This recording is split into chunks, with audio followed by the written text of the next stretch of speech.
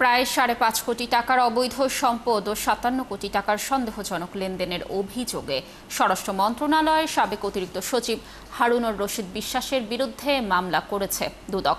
বুধবার এই তথ্য জানিয়ে দুদকের মহাপরিচালক আক্তার হোসেন বলেন, অনুসন্ধানে সাবেক অতিরিক্ত সচিবের বিরুদ্ধে ৯টি ব্যাংক হিসেবে প্রায় ৫৮ কোটি টাকার অস্বাভাবিক লেনদেনের তথ্য মেলায় তার বিরুদ্ধে মামলা করে দুদক। এদিন নাম সর্বস্ব প্রতিষ্ঠানকে ৫০ কোটি টাকা ঋণ দিয়ে সেই টাকা আত্মসাৎ ও পাচারের অভিযোগে দায়ের করার মামলার ২৪ জনের বিরুদ্ধে চার্জশিটের অনুমোদন দেয় সংস্থাটি।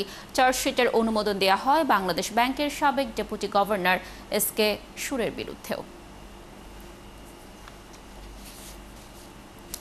পাবলিক সার্ভেন্ট হিসেবে দায়িত্ব পালনকালে অসাধু উপায়ে জ্ঞাত আয়ের উৎসের সাথে অসঙ্গতিপূর্ণ ৫,৩৭,০০,০০০ টাকারও বেশি মূল্যের সম্পদের মালিকানা অর্জন ও দখলে রাখা এবং নিজ ও স্বার্থ সংশ্লিষ্ট প্রতিষ্ঠানের নামে ৯টি ব্যাংক হিসাবে ৫৭,৭০,০০,০০০ টাকারও বেশি অস্বাভাবিক এবং সন্দেহজনক লেনদেন করার অপরাধ অনুসন্ধানকালে প্রমাণিত হয়েছে।